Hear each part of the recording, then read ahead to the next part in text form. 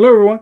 My name is JD Calderon, and this is Indie Comics Explained. And yet again, I brought another fantastic group of independent comic book creators. So please hit like, hit subscribe, share out the video, let everybody know we're here. And without further ado, the other guy can't make it. So we got the pinch hitter in. Am I the pinch hitter when I'm here 4 weeks straight? Am I the pinch hitter anymore? Hey, listen, I think at this point I just have to just ask you to come on every week, and we'll just leave it at that. Tom Hutchison, writer, publisher, art director, all things Big Dog Inc. It's victory weekend. Chargers took down the Cowboys. I don't know what that means, but okay.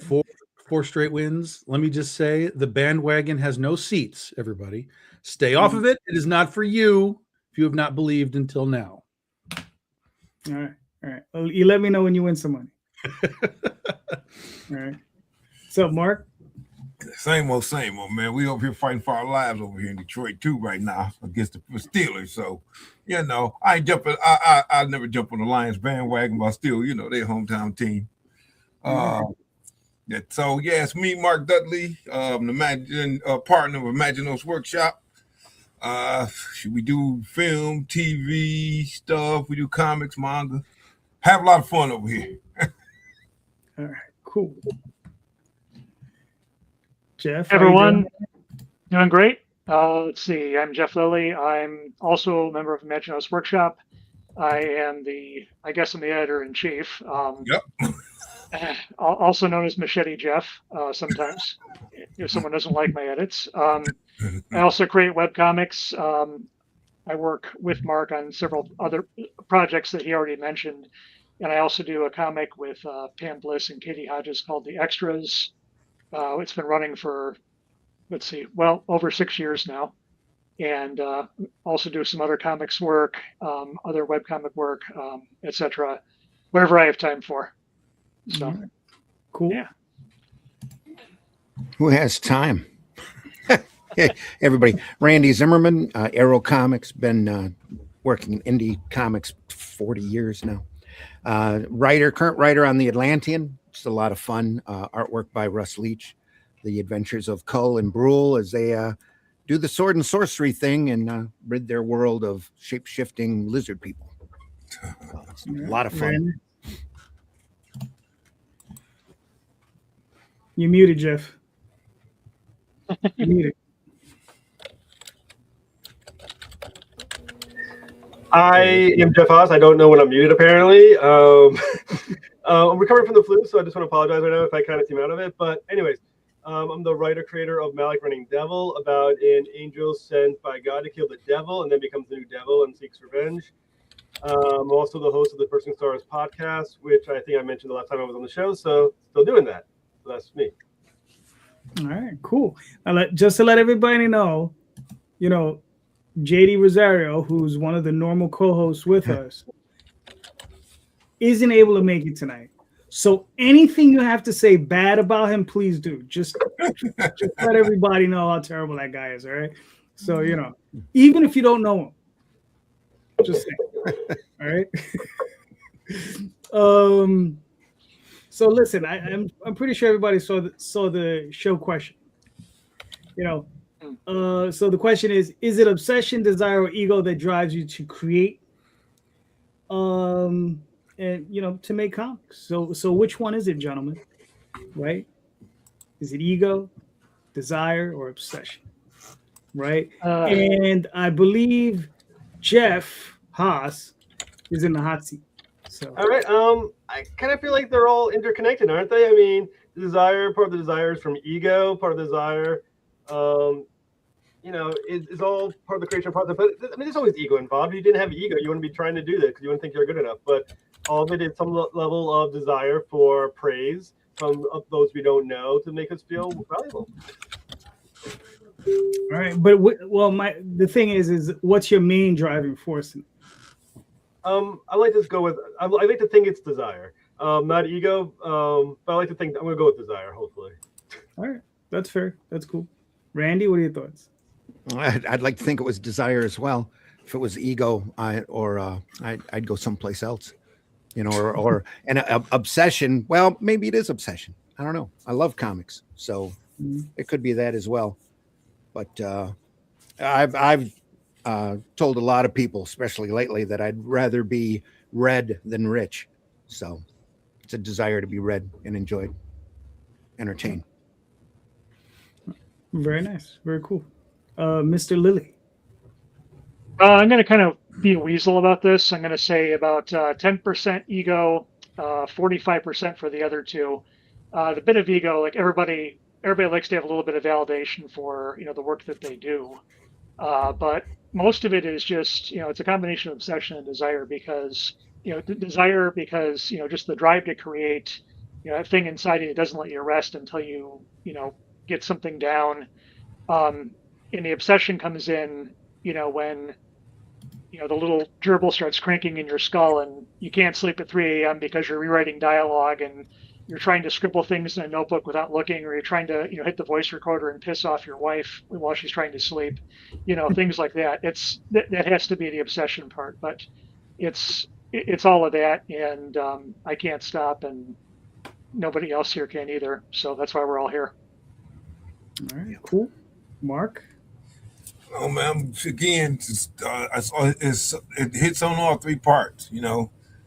The ego to not want to quit in anything, the obsession, just the love of the doing comics, and the desire to see this world that I've created come to fruition. And I'm as much of a fan of the world as I am a creator. So I think it's parts of all 3.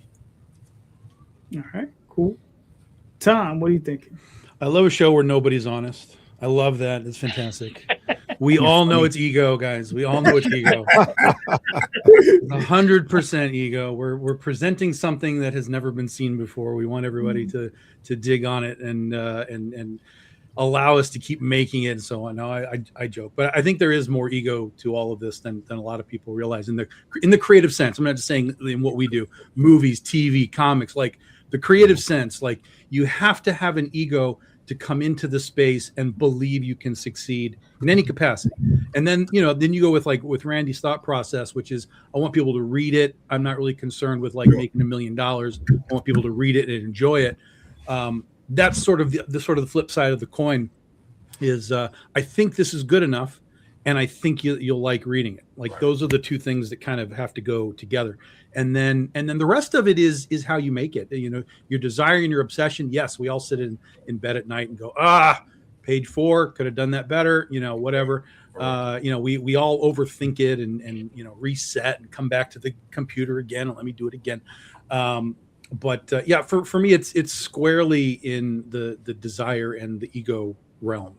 I have a desire to tell these stories. Sure. That's a real thing. I mean, I wouldn't come back to the computer every day if I didn't want to tell the stories, but the ego side of it is definitely there where it's like, look, you should be reading this.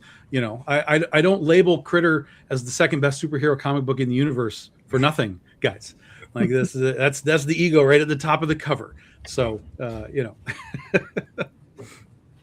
right, cool. For myself, I consider it obsession because I don't think I don't think I would have done it as long as I have if it wasn't. You know what I mean? Like I'm like, I started a book in 1992 called Dreamweavers, right? And that monkey sat on my back for so long because we only got it to the 3rd issue, and that monkey sat on my back until 2 years ago. I said, "Screw it, I'm gonna finally do it." Scanning all the old pages, fixed them all up, re-lettered the whole thing, got them all colored up, and now they're up on Kickstarter. I mean, if that's not obsession, I don't know what is. So, and the same thing with Oswald. I mean, Oswald, I started it and I was just kept working on it, and 44 stories later, I've completed the story, but I've yet to, and now I have to just finish it with the artist, right? Sure. But I've written it; it's all done on that end. But yeah, I for myself is obsession. And to Tom's point, listen, I agree with him. It is a good portion of his ego as well, because with the Oswald Chronicles, I put down the greatest mouse adventure going today. That's what it is, So, So I understand completely. Tom, you got a question? No. Well, No. I come up with one as we go along here, but Here yeah. we go. Yeah. I got. Don't worry about it. I've done a lot of these shows, and I got a lot of questions. Oh, here it is. Well, it's 2025, right? We're coming to the end of it. So, what is the thing you wanted to accomplish in 2025 that you didn't get to do? So, what did you want to accomplish but didn't get to in 2025? Right. So, Randy, what are your thoughts on that? My big thing is to get back up on the producing treadmill and to keep. I need to produce more. In my opinion, I'll be putting out a lot more things in next year than what I did this year for sure. But it's been that's really been the big thing for me. Is to the lack of not really productivity, because I've been busy. It just I haven't had anything come out enough. And goal for next year. There's that monkey book I keep swearing I'm going to get back to, and there's an Anniversary collection that I wanted to have out by the end of this year, but it'll be out the second quarter of next. Cool. Gotta start cutting more time to be more productive. Gotcha. All right, that's fair. Jeff, Lilly, what are your thoughts?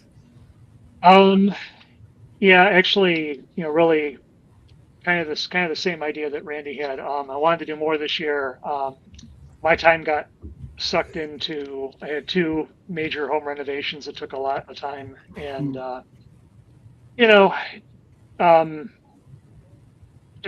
life really kind of got in the way this year. All the stuff I had to do so that I can keep producing comics. But on the other hand, we kept doing. We kept up our page a week on the extras. We still haven't broken that streak. That's good. Started another series that was good. But yeah, I'm hoping that next year things will kind of settle down. I'll just have more time to just do, sit down in the chair and write. That's really what I want to do more than anything else. So. All right, cool. Mark, what are your thoughts? Man, I had some health issues this year that I'm getting over right now. So sorry about that. If you're hearing, if that's coming through the microphone, sorry. So. Oh, sorry about that. Yeah. So I'm sorry, Mark. I didn't mean to interrupt you. So. Oh, that's okay. Yeah, I have some health issues. I got a stepson upstairs. Apparently, the Lions had to have made a touchdown or something because he's jumping. Oh, that's all right. I'm going to tell your stepson, big up. But yeah. So I had some health issues. I had to kind of tamp down, and I haven't gotten as much Judafist done as I really wanted to, because I wanted to get chapter 2 done before this year was out. And I'm working on the screenplay that, hopefully I can get done, at least the vomit draft before the year is out, so me and Jeff and them can kind of go through it. But beyond that, we got a lot of stuff done this year, a lot of housekeeping stuff we got done this year. So, that's about the extent of, what it is I wish I had got done. All right, cool. Jeffrey, Haas, what are your thoughts? Well, 2025 was rough. I had a goal to release the 3rd issue of Terminus, the NFL Terminus I was planning on, but money got in the way, so that's being pushed to the end of this year. Well, not the end, well, maybe mid this year, maybe June or July.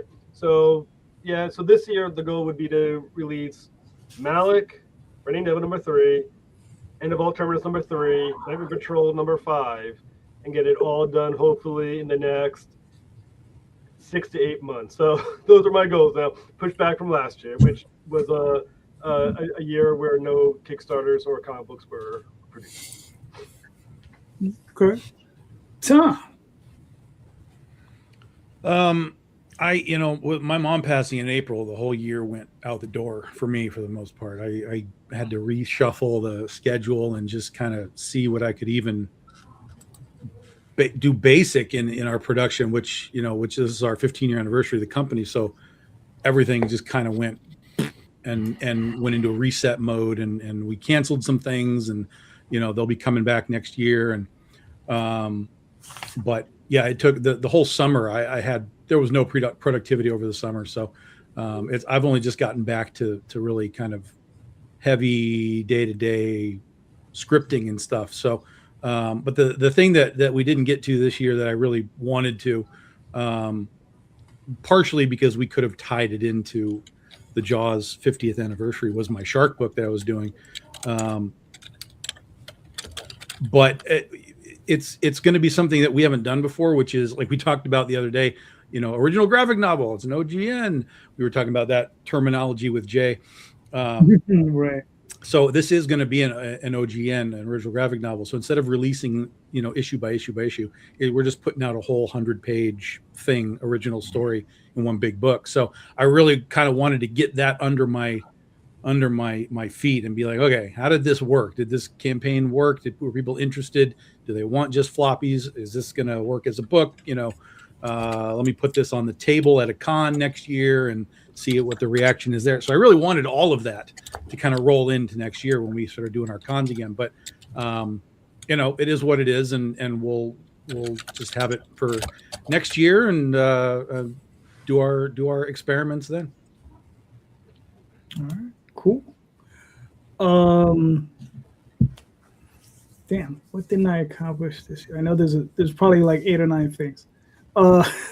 But I jokingly say that I probably didn't do enough Kickstarters this year, even though I did 11 of them.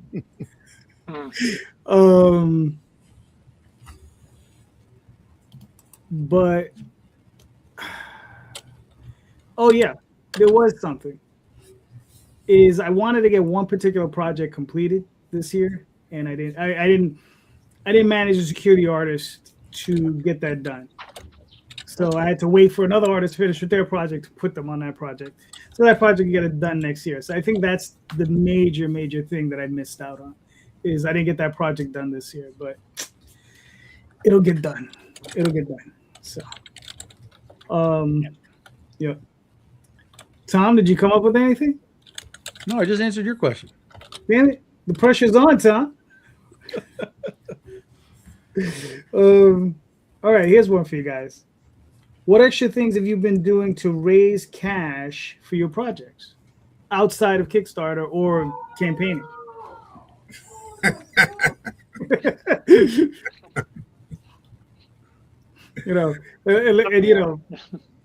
Anyone jump in or? Oh no, Jeff, you're up. I'm up. I mean, to be honest, really, nothing at all, really. That's one of the facets I really want to start exploring is things like Kickstarter, formal fundraising. But I haven't done it in the past, and I didn't do it last year, and it's something I'd certainly like to learn more about and how to do it effectively. So.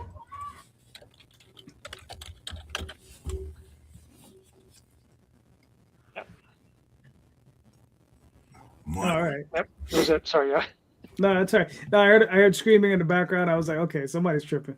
Nah. Let's see what happened. Yeah. I really love my stepson's enthusiasm over his sports activities, but he does get carried away sometimes. So Gotcha. like I said, He's it's our play Christmas. for the game though, so tell him big up again. There you go. Yeah. So, Mark, what are your thoughts? Working. That's all I ever do. Jeff will tell you that. Yeah. Work, and more work. I I do work IT, and I funnel my savings into doing comics and producing books. That's it right now. I'm gonna start going back to Kickstarter a little more though. Yeah, I mean now that. Oh yeah, Mark, maybe you can tell them more about Imaginos Workshop we incorporated this year. So. Oh yeah, definitely. Yeah, we incorporated this year, so we're saving. I guess that was something fiscally responsible. Right. We're saving our pennies and giving it to the corporation. Yes. Well, now you can at least write stuff off. So. Right. Yes, exactly. for sure. Yeah. All right, cool. Jeffrey Haas. Well, probably not too much different than a lot of people. I have a day job. I'm a special educator for junior high. So that's where most of my money is coming from and being put towards the comic book. I do publicist work on the side as well for some extra cash to put towards my comic book work as well. So basically, yeah, it's the real hustle, which I guess is the regular job, the side hustle, the publicist work, and then the side hustle, which is the Kickstarter. So Right. we have multiple different avenues that we're trying to make our dreams come true in, financially, which is harder now than ever before, but we're trying. All right. Cool. Mark. Randy. Excuse me. What are your thoughts? Remind me of the question again, please. Oh, what extra things have you been doing to raise capital for your projects? Got it. Well, I'm still smarting from the fiasco from a few years back. So, and on top of that, the wife and myself came to the decision to retire officially. So it's been, we thought we'd have a lot of free time, but life has gotten pretty hectic and in the way in a number of places. We have friends dying, and it's just been crazy.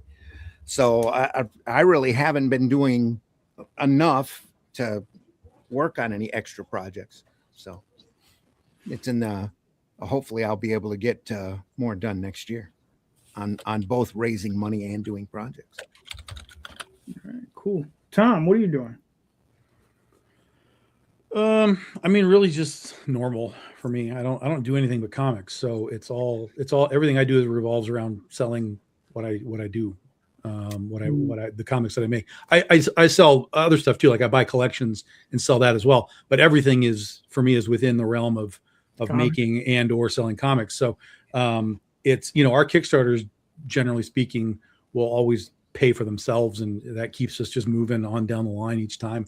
But then, we've got extra books here and there. We make convention exclusives when we do cons. So, we're doing cons to make some cash, raise awareness for, what we're doing. Of course, we have an eBay place. We have a web store, bigdoginc.com, and all our stuff's available there. So it's about kind of keeping active in the selling channels of places, just to kind of, maintain some awareness, for people that whether they know you or whether you're tapping, on new shoulders. I sold a whole bunch of new stuff to new people on eBay the last month. I got a whole bunch of orders, and I was like, oh, all right, this must be this guy, because it was all Critters books. So I was like, oh, this has to be this Critter buyer. And so I went to go ship it, and it was like, who the hell is this guy? So somebody new had found me somehow, and had bought a whole bunch of Critter books. So that's always awesome when it's a new name. Yeah, that's it. We just kind of keep trying to, whenever we get new stuff, make sure it's on the website, make sure eBay gets a piece, put it on our live Facebook sales, all that kind of stuff. Yeah, so that's Mark Baum, who just chimed in. Ostravaganza is the Oz festival that I get invited to every year in June. You guys always hear me talk about that. Cool. So that's Mark. He runs the show, the festival, but also the All Things Oz Museum in Chittenango, which is where L. Frank Baum was born. He wrote The Wizard of Oz. So they do a big Wizard of Oz festival every year, and 20,000+ people roam through for the weekend, and it's good. Be a blast. That's cool. All right. Yeah. Cool. All right. Nice. I mean, for myself, I've been doing the eBay thing. I've sold a very tiny portion of my collection on eBay. And what's funny is, if I've sold 20 books, I've probably purchased another 200 or 300. Right? So it's like, Yep. damn it, I'm doing something wrong. So, yeah. So I don't know exactly. Always a thing. You're supposed to be going the other way, Jay. Yeah, I know. I have too much stuff, and it's just like I'm trying to sell some of it. It's just, but at least the things I put up is sell. So, which is good. You know what, guys? Yep. So let's do this. See, as Jay's not here, we can actually talk. Like adult.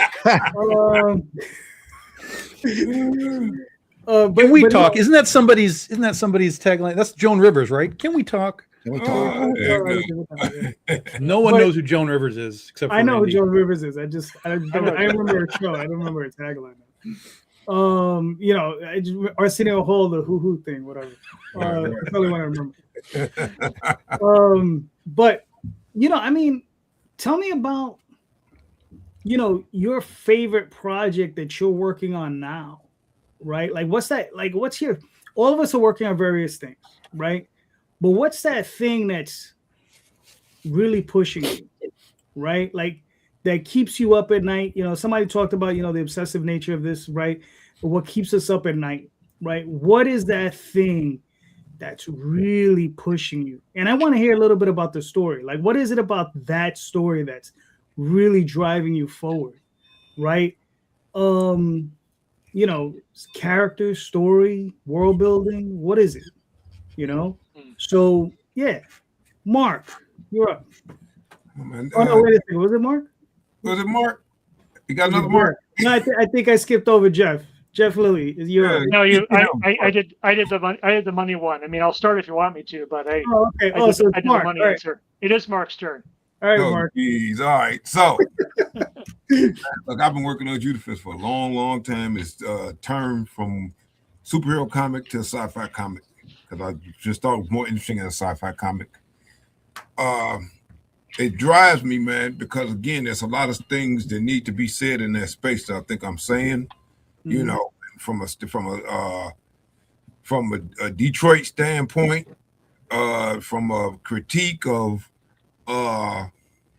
some parts of capitalism, you know, from a critique of a lot of the craziness, you know, that I think from a speculative fiction standpoint that the world is going to be dealing with. And, you know, taking and turning a lot of African mythos into sci-fi to educate people, you know, basically putting medicine in candy, you know, for the most part, you know. I also think that, you know, that I think that you know, I'm also a huge kung fu movie anime guy, and to really be able to put all that, you know, stuff into a different context, that blaxploitation stuff like that, you know, I haven't seen it put into the context I'm trying to put it into. So, you know, that's what really drives me, and I think, you know, I'm having fun doing it. You know, I was afraid for years, man. Jeff would tell you, shaking like Don Knotts, man, in terms of putting that book out because I think I was ready. And when, you know, COVID hit, you know, I had nothing but time. So it's just like, you know, I did a page just for the heck of it, and boom, that turned into the webcomic. And I've just been doing it ever since. You know. Yep. But, I mean, again, help my confidence out a lot. That's definitely that. So. All right, cool. That's So funny. I mean, you know, so you're drawing the page. Are you writing those stories first, and then Yeah, illustrating them? first we do stuff in script format because again, we screenwriters too. So we use a ancient software called Celtex. We discovered through a friend of ours back in 2010 or whatever, 2009. And the thing with Celtex back then, Celtex has a comic template on it. Yeah, comic template, right? The new Celtex doesn't have a comic template. First it was a desktop software, then it went to a online software, and some of our other studio members use it. It doesn't have a comic template anymore, so we keep a copy of the old one because it still has a comic template and the screenwriting template too. So it's, you know, makes things a little easier. All right, cool.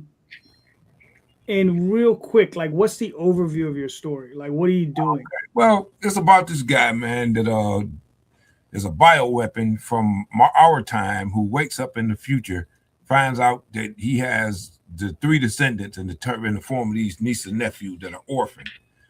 And when he wakes up, he finds out that the guys he was battling in our time are actually the world power behind the shadows, you know, in this time. And they're looking for these kids, man, because they figure, hey, we couldn't turn him, we'll turn them. And it basically breaks out from something that happened like 50,000 years ago. You know, with these aliens come here, and all the entire galaxy, whatever, got human beings in it. So one group of human beings gets ready to ascend to their next level, so they had to teach the other group of human beings. Right. And those human beings come to like psychic awareness and stuff at the time. So 50,000 years ago, people was becoming the psychic awareness. They believed before that, they believed in these dark gods, which were extra dimensional, like vampire type beings. And then when they became psychic, they realized that these guys were frauds, and so they kind of banished them. Right? And so when the extraterrestrials came, they usually send their wisest people, but this time they sent their smartest because they were so geeked because they was about to ascend. They didn't have time to worry about these new Earth humans, whatever, right? So they sent the wisest, they sent the smartest, but we know wisdom is important. So they didn't realize that human beings, every group of human beings is supposed to be stronger than the last one psychically. But they didn't know that. And so they went and conspired with these dark gods to shed human beings' genome down. And that's what they did. And so it's two groups. One is like three brothers are called them the Magi, and then the sisters called the Yamia who came with them. The Yamia realized what they were doing. And so in their past, the aliens' past, they had created this super weapon called the Yobi-Teru that basically they kind of went through that before too, the dark gods, and they just kicked the dark gods' butt, man, all over the galaxy, right? But it was so much destruction that they said never make another one. But in desperation, these Yamia women made another one. So that's the line from which the main character comes from, is these Yobi-Teru at the end of the day. So ultimately, it all pretty much kind of culminates in a sacrifice. He has to sacrifice himself, for us, in the future. That's basically that's the long and short of the story. All right, cool. Now, where's that trade paperback? Hey, I'm still working on chapter 2. Yep. All right, fair enough. Jeff Haas, talk to me. All right, so the project I'm working on right now is the one I'm really excited about. On the plus side, it's one of those times where I got my property back from the publisher, and now it's mine again to do what I want with it. There's something very freeing about that, where it's like, okay, it's mine to do what I want. I'm going to take any crap from any publisher. I don't have to discuss or debate, how we're going to do this. It's my comic, my story now, again. And it's the third issue of Malik, Reigning Devil. There's been 2 issues out already. There's been a prologue short story out. There's been a small series of short stories connected to it as well that have been out, but this is the 3rd issue out of a 6-issue miniseries. And I'm telling you, I'm so excited. It's because I think it's, at least my opinion, gets is where ego comes in. I feel like the writing has like this elevated writing style to it. The narrative is intelligent. The action is very hardcore in that kind of like 90s image kind of way as well, which kind of a nice mix.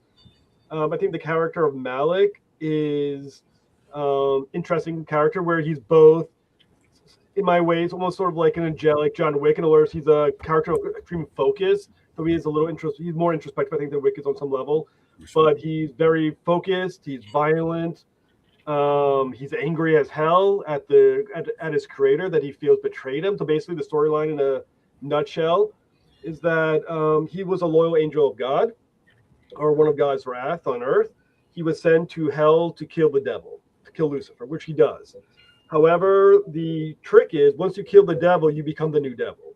So by doing what he was told, he's now sentenced for the rest of his existence in hell as the new devil. And that kind of sucks. It's not fair, and he didn't ask for it.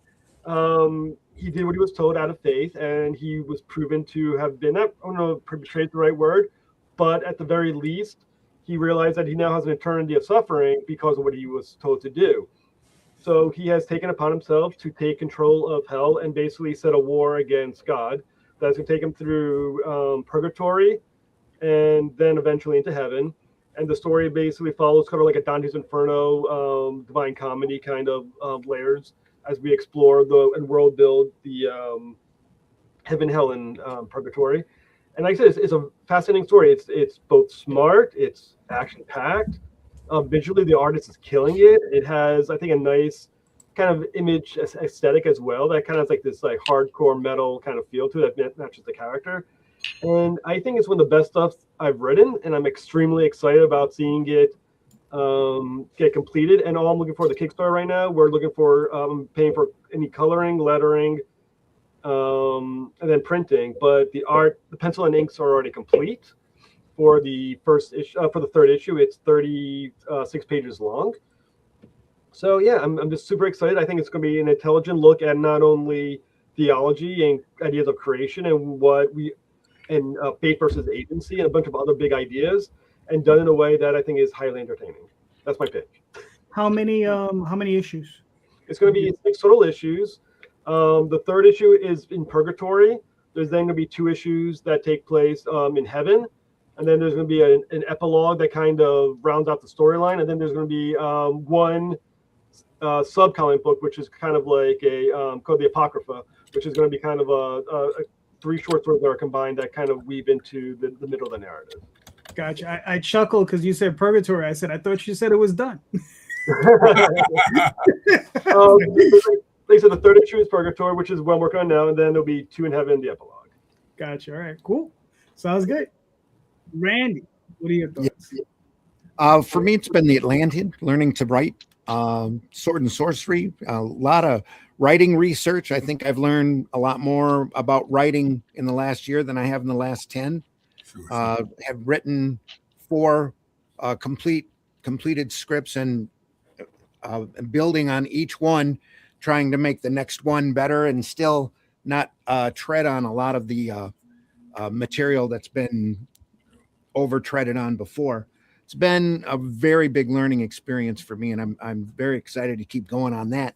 And then after that, it's that History of Comics Spank the Monkey book. I have to get to. It's been gnawing away at me a lot, and I just want to I'm at that point where I need to get it done, get it out. Mm-hmm. All right, So, and cool. somewhere in between there is that Anniverse collection. So, Right. here we For Hero 26. So I think I'm a writer. I'm just going to answer this question for Hero 2567. I'm a writer. I know Tom's a writer. I'm a writer too. Right? Jeff, you're a writer, right? Yep. Well, both of you. I guess that makes me the jack of all trades, though, because I Right. draw right. Right. I know Mark. And then Randy, you're also a cartoonist. You're a writer and artist. Yeah, I used to be a jack of all trades, but thanks to my eyesight, I'm not the inker I used to be. So I still do cartoon work, though. Yeah, and write. All right. There you go. All right. Cool. So Jeff, Lilly. Yep. What has you? Well, let's see. I'm still we're still working on the extras. That's been our main book. I work on that with Pam Bliss and Katie Hodges. Yep. It's a really interesting working arrangement. I've known Pam for over 30 years. And actually, I don't want to think about how long. It's been longer than that, actually. And she lives in Indiana, and Katie Hodges lives in Georgia. And I see Pam every once in a while. I see Katie every once in a while. But Pam and Katie have never actually met, and they've been colleagues for 6 years now, over 6 years. And they've never met each other in person. Hope to change that someday. But because there's 3 of us, we can kind of split the workload up a bit, because Pam draws and writes, Katie draws, and I write. But we put out, let's see, over 340 consecutive pages without a break or a hiatus or missing a week, which I still can't believe myself. But so the consistency has been really great. But so we're proud of that. But the story continues. The extras, it's a school story. It's about 4 young women and a bat that might or may not be a ghost, and they all live together in a boarding school in a very, very strange city. One character is actually from our world. She's the real fish out of water. Got 2 characters who are from the setting, and the 4th character who is the really, really strange one, who, like, her origins are really a mystery. But it's about these 4 young women, and they all meet at school. They become friends. And it's very much a slice of life, like low stakes drama comedy about just going to school together. And a lot of it has been based on, well, the basic idea was Victorian era school stories, like from the 1890s. That's kind of that kind of like informs the structure. And then, but it's a modern urban fantasy, and I taught school for 11 years, and a lot of what I experienced in that kind of goes into that as well. So it's been great fun, and we're still, like I say, we're still pumping out a page a week. And in addition to that, I started a second title called Tales from the City, and it's set in the same setting as the extras with different characters. I'm working on the first story for that right now, also putting out a page a week with J.R. Harris, who is a very talented artist from Flint. Randy, you probably know J.R. Harris, Oh yeah, right? oh yeah, very much Yeah, so. good. Yep. Yeah, yep.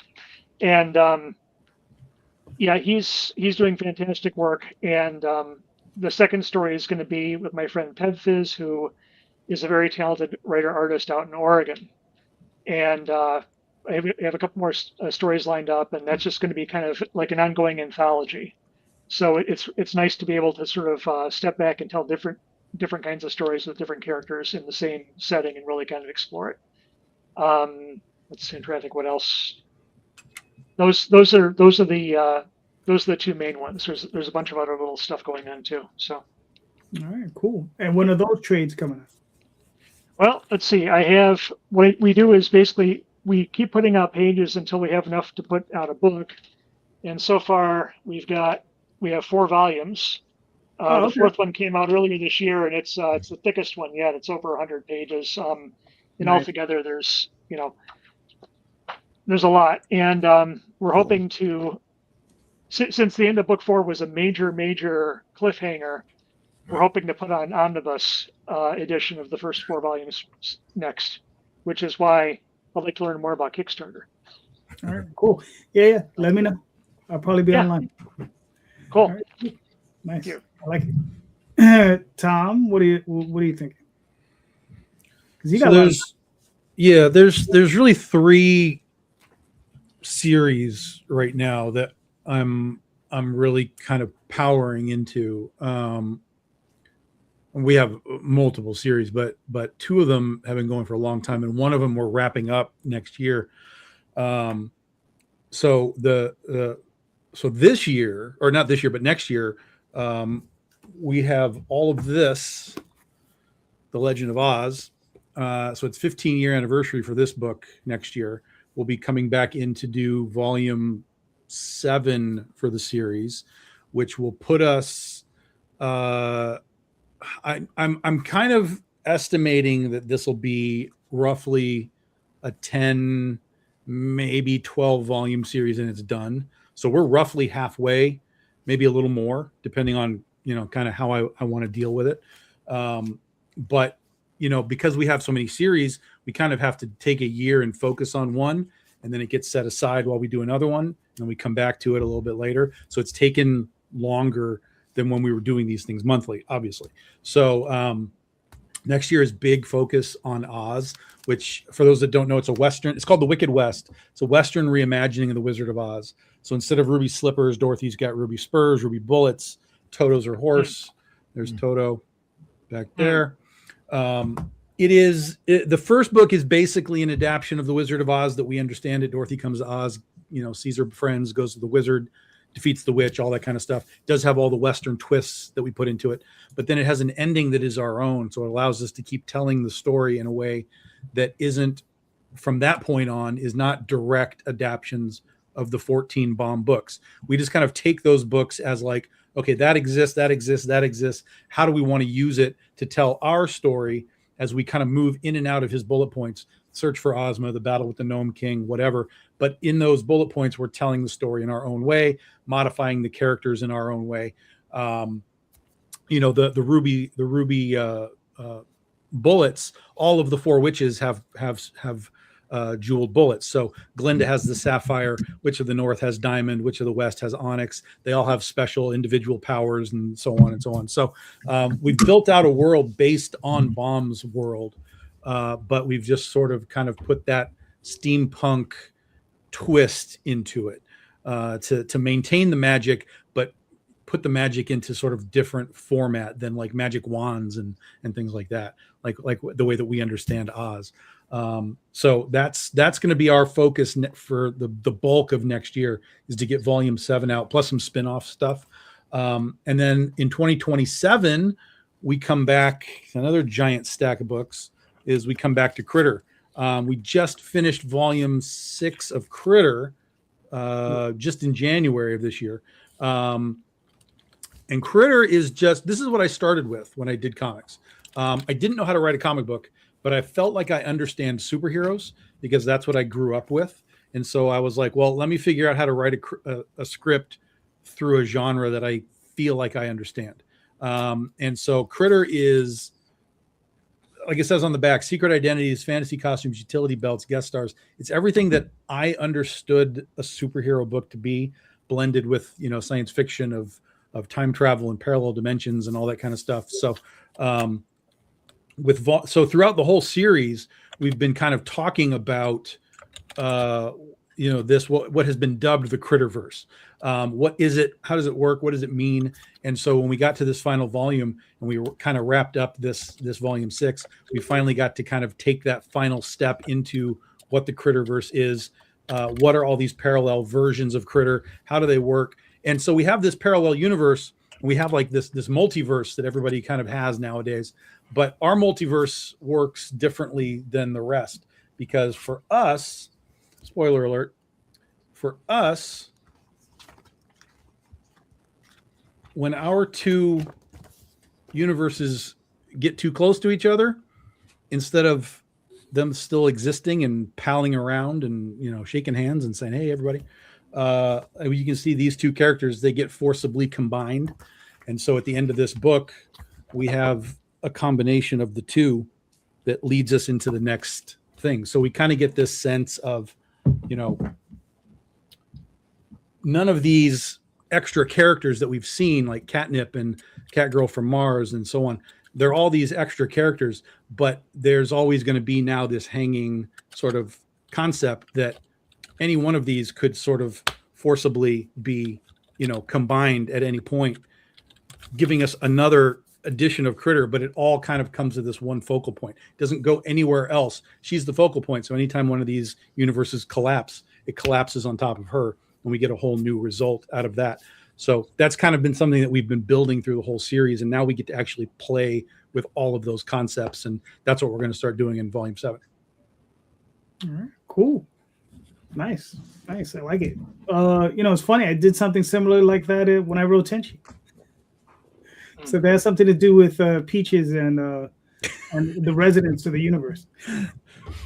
So, no peaches. No peaches? Okay. I don't know. Story I wrote, the peaches had the same resonance as the rest of the universe. Yeah. So they used peaches to combine people together. But for myself, you know, it's the Oswald Chronicles. And like Tom, you know, I got a lot of these, you know, and so far it's only 7 of them, but I'm looking to release another 3 this year. And the thing with Oswald is, like, you know, I've said it before. It's like I started writing this thing in the early 90s on a subway on a pseudo dare from Daphne, and it's just kind of evolved into its own thing where it went from Oswald being like a crypt keeper type character where he's just telling other characters' stories, right, to a thing where it's now his story, and it's just evolved into that. And now I'm starting to move into the next phase of that, whereas I'm going from him just being a storyteller to him moving into telling his story, why he's a sorcerer, why he needs as much power as he does, why is it he needed to have this time and dream and grow, you know, and become like an 80-year-old person in his very young person's body, right? You know, and the other things, like, why is it eventually he's going to be traveling, like Tom said, into other dimensions, doing other things and collecting a lot of energy, and what's driving him to that, right? And what's his ultimate destiny, right? Because in the end, that's what it is. It's his ultimate destiny, what's going on. And then also, who were his predecessors, right? Like, why, like, what is the history and the germination of what he's doing, right? Was there a plan? Because there was a plan, and the plan wasn't made by him. The plan was made by somebody else. But he's a unique entity. He's a unique person. And, you know, he throws a monkey wrench in that plan for that person because he just had one job to do, and everybody tells him, just do your job, right? But he's like, no, I'm not going to do that. I'm going to do something different so nobody else has to suffer what I'm going through, Sure. right?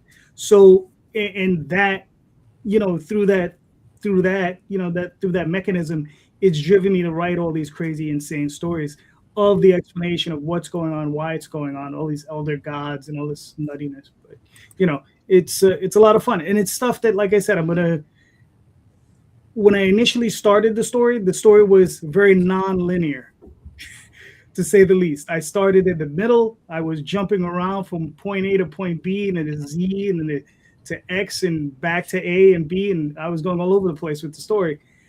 But for the second and third half portions of the story, it's all linear, and I wrote it all like that, and I'm going to be releasing it like that. So from this point up, for very, very soon, it's going to be just in one line. But it is probably another, I don't know, 15 trade paperbacks before that happens. Oh yeah. So it's I still got a time to go. So all right, so let's do something a little different here. Can I just want to say real quick, on the YouTube chat, there's a couple people who are already asking for purchase information, so we should give that to them. Oh yeah. Yeah. Hero or anybody, all of our books are on bigdoginc.com. You're not gonna be able to see that, but bigdoginc with a K.com. All of our books are available there, trade paperbacks, singles, variant covers, whatever you're looking for. So bigdoginc.com. Actually, you can see it right on my name right there. You can go right to that website and grab whatever you want. And Lorraine, I think your comment popped up when I was talking, so I'm hoping that means that you're interested in what I was doing. I'll throw the coffee link into the chat there. So, all right. Let's see if I can do that. Let's see. Yeah. Oh, yeah. Okay. Yes, please is the answer. Okay, cool. I'll put that into the chat here right now. Let's see. Right. While you do that, I'm gonna pull up the fist, Judah fist. Oh, okay. Pull up the fist. yeah, always the fist. Oh, okay. There you go. So if you want to just talk about, well, I mean, I think you already spoke about this, but just to give a quick run through. This is chapter 2 of Judah Fist. I've got the first couple pages up here. Chapter 1, he decides to, he works at so in the future he works at a Coney Island restaurant, because he was told by CPS to stop doing his bounty hunting type stuff that he was doing, and so he has to comply because they took his kids, and now in the future CPS wants money, so he has to get it, and so he's like, I'll do one last job, and this is how he gets caught up in this job where there's a big project, the housing project, that's basically a huge drug den, and there are 2 police officers that are undercover. So he has to go in and save them and bring them out, and it kind of goes awry. And in this, he ends up meeting his future partner, Cobra Red Killer, and he ends up by the end working for this consulting group known as The Last Ones Out. All right, cool. And what's the website is judahfist. Yes, it's Judahfist, the comic series.com. It's on Comic Fury. I like that I like Comic Fury because it gives us a lot of latitude, in terms of being able to really put out, strong black and white stuff. And it's a strong community too. Okay, cool. Very nice. All right, so everybody go check that out. Now I know you have plans of eventually doing a Kickstarter. What are we looking at? Yeah, I'll be doing the Kickstarter actually when I finish chapter 3. Gotcha. And I'll be doing it to get the stuff colored, for the most part. All right, cool. And then I'm going to show this real quick. And this is you and Jeffrey. Right? So me and Jeff are doing editorial on this book. The book is called Venus Moon, and it is a reimagining of an earlier book that I worked on with a woman by the name of Erica Carter. She's a singer, and so this book is basically what you want to call it. It has some Sailor Moon type resonance, but it's obviously it's a book. It's in the future. This woman is a singer, and she's the what you want to call it, the literal universal ambassador of music. The universe runs music through her, and so she ends up battling all these different villains and whatnot who want to use her for their nefarious purposes. And at the end of the of what I call the third or fourth volume, she has to put a Cthulhu-esque creature to sleep that has been awakened by a lot of the things that has been going on in the book with her and her enemies. All right, cool. Oh yeah, and the music industry is dirty as heck in that time too, so she has to deal with them too. All right. Well, yeah. Well, things. It seems nothing's changed. Oh yeah, nothing's changed for sure. Yep. Right. Let's see. Then cricket. Jeff. Oh yeah. Okay. Yes. There's not a ton of it yet. This is a comic I'm working on with Katie. Katie unfortunately has not had time to work on anything much other than the extras and some of her own work. But it's it's my gentle post-apocalyptic story about this young woman who she's forced to leave home and journey to Detroit to find somebody, and it's just sort of a interesting, I think, exploration of her life in a world after basically a mysterious plague and some societal collapse. And but it's really about the process of rebuilding a community and putting the world back together again. So it's post-apocalyptic, but it's ultimately, very hopeful. So. Okay, cool. Yeah. So when do you think she's going to get back on that, or do you have any idea? I'm not sure at this point. I'm not sure. I hope that she'll be able to. Basically, she's just been her day job has been really, really bad to her, and she recently completed a move, and yeah, it was a lot of stuff. It was a whole lot. So. Gotcha. And this is the extras. This is the extras. Yeah. Oh wow, going way back to the very beginning. Yes. So it's interesting to really go through this again, just to see like how the style has changed just a little bit and kind of evolved. But yeah. So these are the first two characters. Chantilly is the girl in the dark dress, on the left there, and then Shelby is on the right. The first two characters you meet are girls. They're both from the city, from very different kinds of backgrounds, and just getting to know each other. And then the other two characters come in a little bit later. If you want to, let's see, I don't know how far ahead you can skip. Let's see, go to archive maybe. This is all the way to the end. Oh, that's all the way to the end. Okay. Yeah. Go on the left there to archive. On the left. Sorry, on the left-hand side of the screen. Further up. There you go. Archive. There you go. Click on. Let's see. Click on chapter 4. Comics in this chapter. The one below it. Comics in this chapter. Yeah, right where it says comics in this chapter. Or into the night. Yeah, into the night, and then the link below. It's that's fine. That works. Yeah. So you can see things have changed a little bit. But one of the things we like to do as you advance forward, we do sort of basically pages like that. That's a drawing by Mathazel. We do pages which are the characters like interacting with the audience as themselves. So they write journals. They let's see, things like this. This is that's like Shelby drew a picture and she and Chantilly are having a conversation about it. So things like that. So you get to see the story from directly from the character's point of view. And then these pages like this, Pam is doing the art here, and I got fake newspaper clippings. We got keep going down. Yeah. Let's see. Yeah. So these are the characters drawing, doing the story as themselves. Gotcha.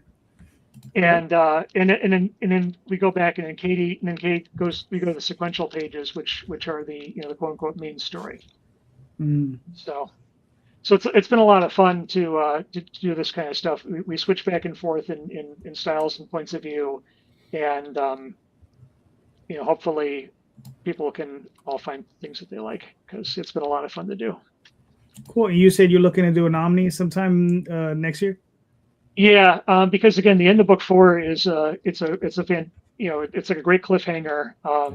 and it's really a natural stopping point for the first 4 books. But it's gonna be a challenge for me. I do all the layouts and things like that for the books.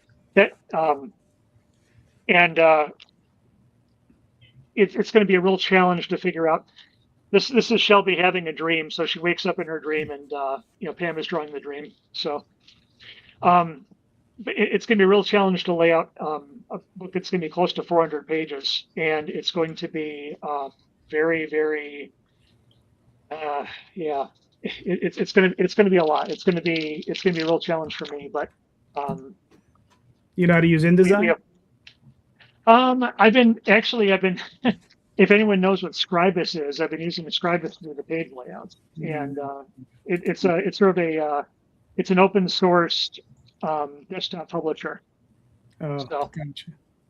So that's the 10 pages of Shelby's dream, and then we go back. Then we flip back to the main story.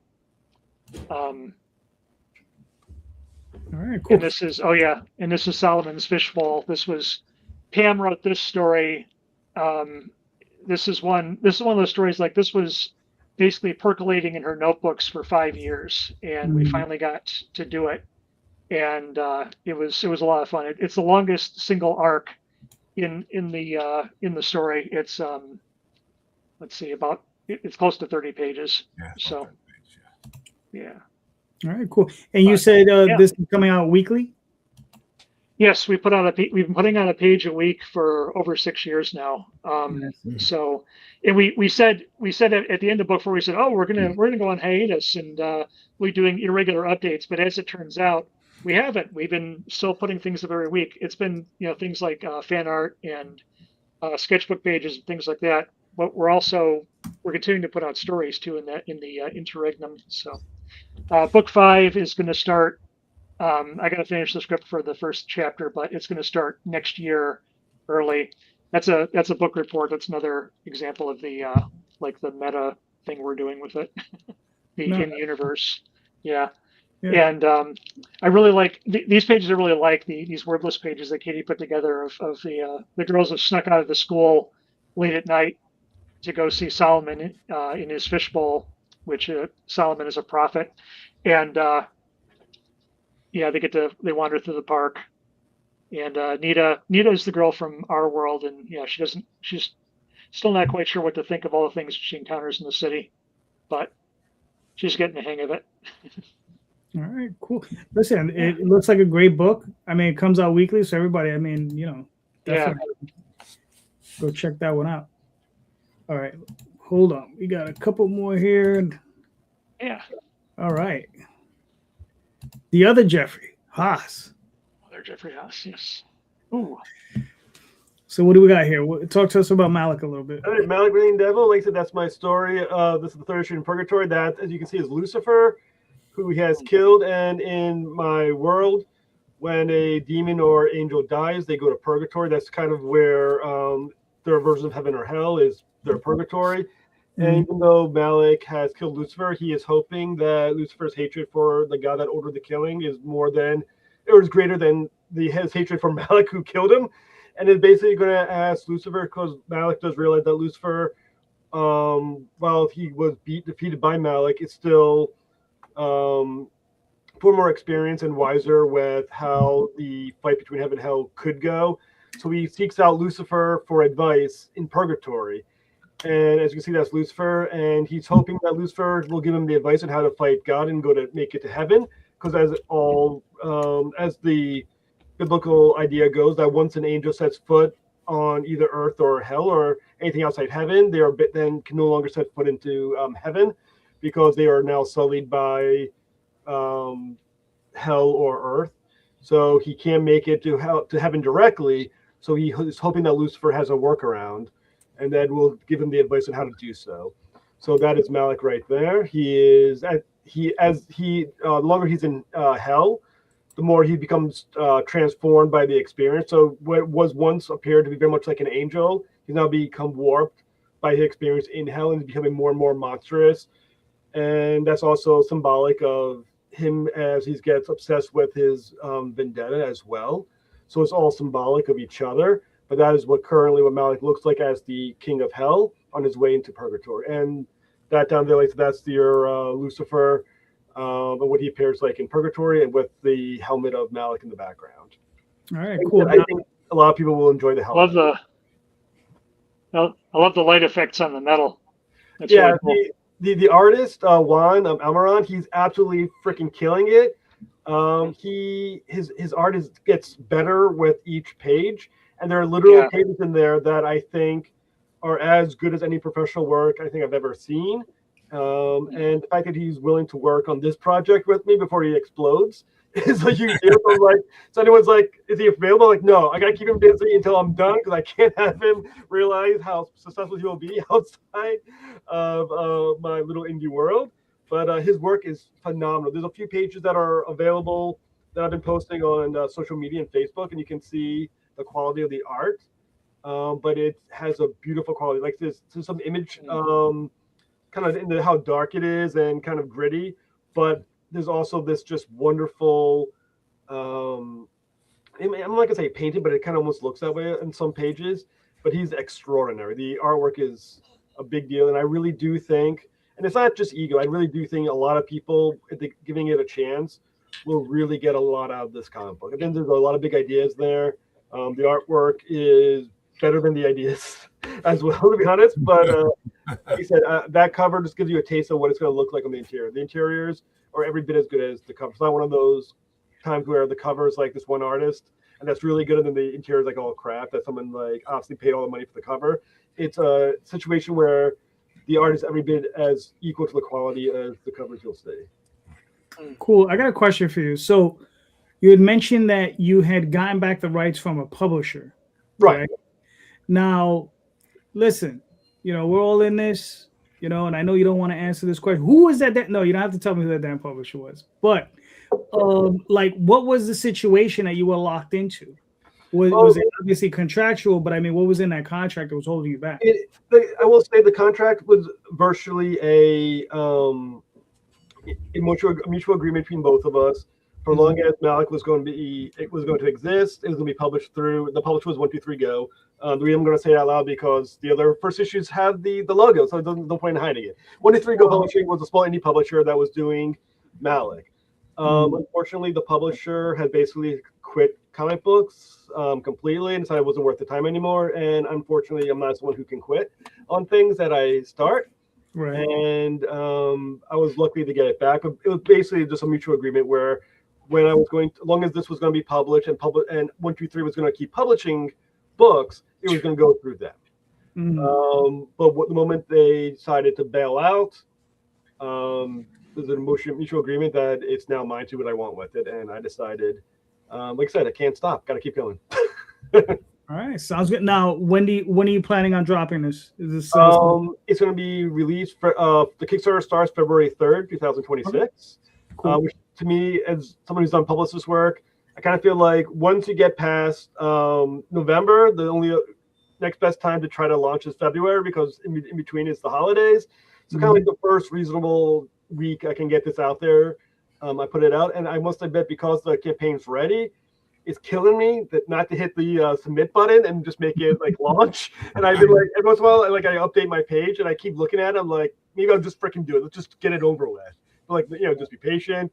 Half of success is just patience. So I'm just gonna wait till when it's more feasible, which is February, and hope that from now to February, people find the project, they follow it, which is always good for followers because it helps the algorithm. And like I said, give a indie comic book a chance that I think, like I said, a lot of people I think will get a hell of a lot of enjoyment. It's sort of kind of Spawn, kind of Dante's Inferno, Divine Comedy, some other stuff as well. And I think, like I said, a lot of people I think will be shocked by the quality of the book. All right, cool, very nice. And I mean, and I understand that whole thing about waiting, but I don't know anything about that. So I'm doing my best to just. It's only 6 weeks away. Just 6 more weeks. Just keep my excitement to a minimum and just wait. So 6 weeks. Yeah, my excitement purely comes from just launching that damn campaign. So. Oh, the button's right there. It's going to happen, hopefully, but I'm going to wait. All right, cool. Tom, what are we looking at? So this is a advanced peek for our Oz stuff for next year, guys. So we're gonna have the regular series that'll be running throughout the year, but this is our annual anthology that we do. BD 13, 14, 15 anthology. This year it's all Oz, so we changed the name to Ozthology. So it'll be 3, just like we've done before, 3 10-page stories, but it's all Oz characters this year, including 2 new ones that haven't been in the series before. Overman anew at the top and the Silver Princess at the bottom. We got some new artists involved on this as well, so I'm pretty geeked on being able to do this and expand the universe outside of just the normal run. All right, cool. Very nice. I'm gonna pop these up real quick. So we'll start with Magi's Grace. Magi's Grace is one of my titles. I work with this book with C. Michael Lanning.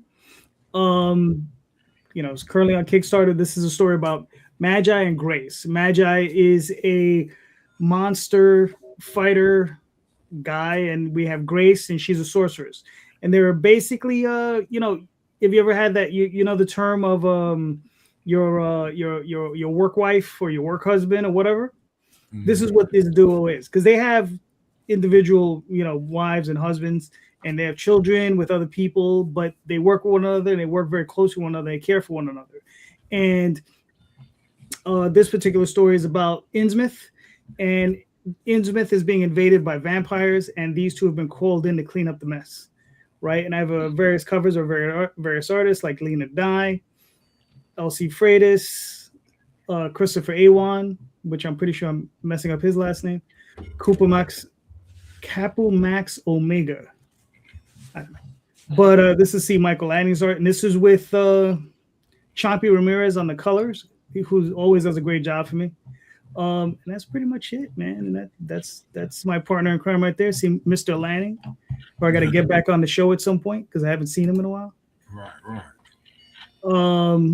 And we have another 12 days left. We have 108 backers. That's pretty cool. So there you go.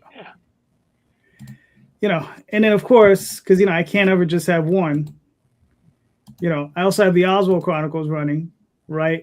And this particular story is What My Eyes See I Cannot Tell. So this is the story of Oswald. He's telling the story of when he was in Dream, and he was an emperor. And this particular story tells the story of when he's married, he has a wife, but it was an arranged marriage, right? He knows her, and he kind of knew her before the marriage happened. But this is a story where he actually tells the story when he fell in love with his wife, because he actually does fall in love with her, and they become very close. And this is that story, and this is the completion of it, and it's 5 issues. So this is all 5 issues currently out. These are the alternative covers, and these are some of the interior pages. So so I think there's another 18 days on this one. This is a chapbook that I have in here as well. It's called Walking Towards the Darkness. This is the final story in what I call the Star Trimmer Tales. So there's 5 of these stories. This is the 5th one. This is the final one in this story.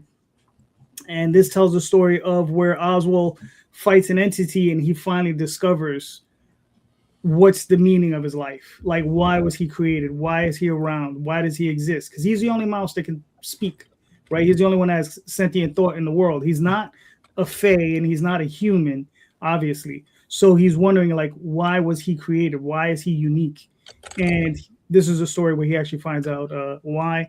And that's my other partner in crime, Jade Gonzalez. So here you go. And yeah, another 17 days. So there we go. All right. You're running 2 of these at the same time? Yes, sir. Yeah. And you don't think that that's stealing from each of them? No, because they're so different. Right. Like they're very, like, one has, I got girly covers and nudes and all that stuff, and the other one is just like completely opposite of that. It's the mouse fantasy, heavy fantasy story. No. So, but there is, the funniest thing is to see the crossover, because I do have fans that cross over by both. Well, yeah, that's what I'm saying. I mean, I have fans that buy all of my stuff, and it's everything is polar opposite of everything else. So that's why I'm saying, like, do you think maybe you're You know, No. even if you're not, even if you're not worried about the crossover, Mhm. just from a purchase standpoint, like maybe they would buy 2 Oswalds, you know, if there was only Oswald, but now they're going to buy 1 from each instead It's of 2 from each. possible. You know what I mean? Yeah, I know what you mean, but I've seen it. Like I know I have fans on Magi's Grace that will only buy that. Sure. Right. Yeah. Of course. And then I have Oswald fans who same thing. But I also have a group of them that it doesn't matter. They'll just buy both. It's just really weird. Yeah. And it doesn't matter whether we- it's Dreamweavers or Magic Grace. Yeah, we kind of go across the spectrum, you know, with Imaginos. You know, you got Yeah. the extras and you got Cricket and them, and then you got Judah Fist, and we got Siege coming out. Siege is a kind of superhero Tom Clancy-esque thriller. You know, we just got a bunch of stuff. So yeah, you know, people are gonna pick what they like for the most part, right? Mm-hmm. Exactly. Yeah, and I mean the only problem I can see with having 2 wildly different titles at the same time. The only problem I can see is if you get the 2 mixed up and then you end up with like you have a family friendly Lovecraftian horror and then you have naked mice. You know, that'd be terrible. Well, I mean, what's funny is he is naked most of the time anyway. Oswald, he usually just has a bow tie on, so you know he's usually naked. Oh, on there the you cover. go. Yeah. So, Oh, hey. Yeah. I have the bow tie. Yeah. Yeah, I've never shied away from that. So, but all right, real quick. Does anyone have a question they want to ask? No. Give me idea. Think about it. Ruminate. I have about 40 questions in front of me. Let's see. I know it. Cows really sleep standing up? Oh. Oh, gee, Yeah. look. No. I just want to know if anybody, because like right now, you know, I do a lot of outreach, so I'm retooling that outreach out for this year. You know, start doing videos, stuff like that. I was wondering if any of you guys have done any community outreach from a comic perspective, and how it's worked out for you. Yeah, I think that's fair. Well, I think Jeff, you were next. Haas. It depends on exactly what you mean. Like I said, I'm a special educator for a junior high school. So what I've had a few people do is Zoom in with my students, comic book writers. Sure. I think the last one I had was Jeffrey Thorne. He Zoomed in with my kids and we spoke about comic books and with all the creators of the school. Right. Outreach on some level, and they get a chance for them to talk comic books. Everyone, like I said, the kids got copies of the books as well to look at something as well. So it's helping to spread the word on comic books and get some people interested in writing and things of that nature. So again, on that level, I would say I'm doing that. And then I have others, hopefully, usually once a month, I have someone zooming with my kids. All right, cool. Randy? Real cool. Not sure what you mean by outreach, but I've had a couple of clients I've done like comic book sequential work for. I used to work with a nature preserve up until the bug hit and do a comic strip nature trail for them of 12 different signs that they'd have to walk through the park and they'd be able to read an entire story. Created a team of superheroes for them that turned out to be pretty lucrative for me because the National Recreation and Parks Association got to see it and they contacted me and wanted their own set of heroes. And I got to do that for a year. But that was a lot of fun. The National Recreation and Parks Association actually won, I guess, a big award for thinking outside the box presentation for that year because they created that, they had their superhero characters running through. There was one that was there for conservation and preservation. One, a pair of twins like the twins on Super Friends that were there for health and exercise. And then another character that was an older, wiser gentleman that was a social justice warrior.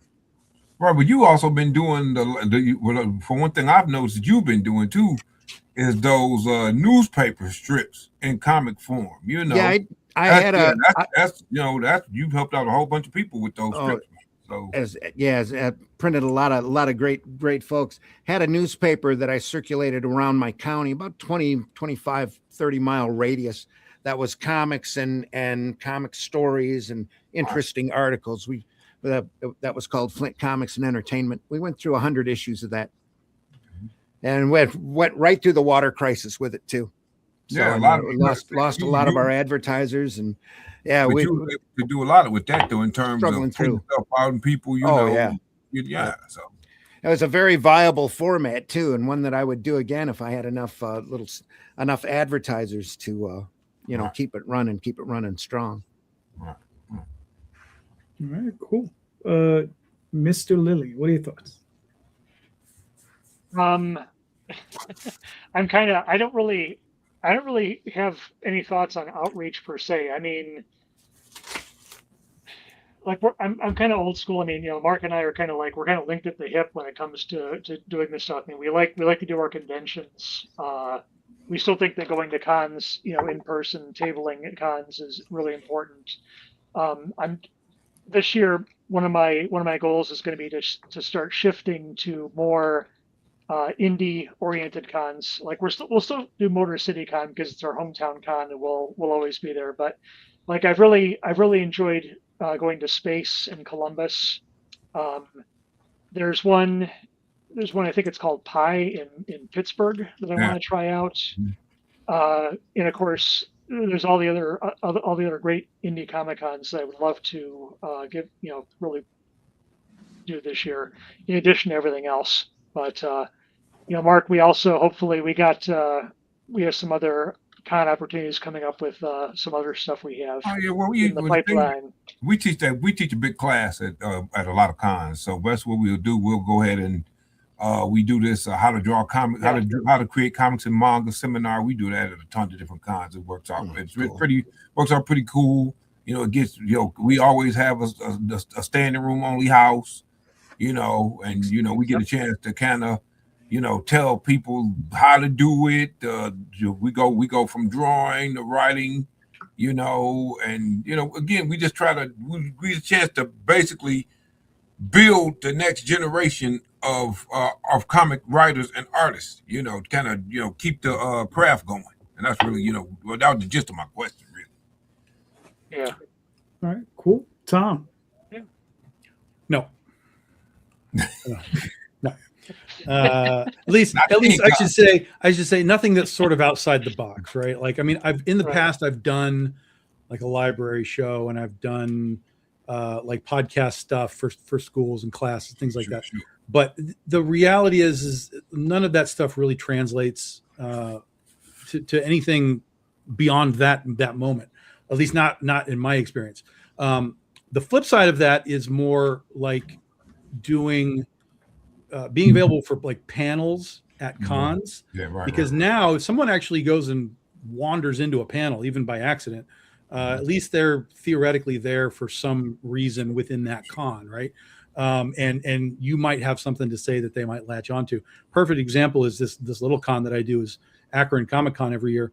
I'm a guest, and I've only done a couple of panels over like 5 years, but I've always, it's not because I've never wanted to do them. It's just for whatever reason, I just never did panels. So, but this year we did panel. We only had like 4 people sitting in the panel, but all of them were like engaged. All of them then came to the booth after we were done.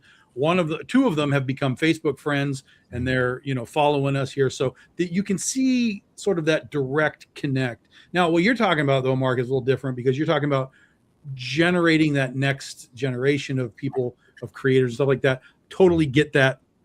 There is value in that. You always want to sort of give back, sure. But that's sort of giving back versus outreach to help. I feel like there's two things. You can reach out to give back, and you can reach out to help yourself. Hey, we need you to follow us. We need you to buy our books. Whatever. So I think there's 2 ways to do it, and each one kind of requires a different sort of skill set, and both of them are viable for sure, 100%. It's just a matter of, like, we always kind of talk on these shows. There's always ROI, right? Return on investment, and the investment can be money, it can be time, it can be resources, whatever it is. And a lot of us, like myself specifically, I am Big Dog Inc. This is it. It starts here and it ends here, and in between are a bunch of artists that do a lot of great work. So for me, the ROI is always sort of time and what's coming back.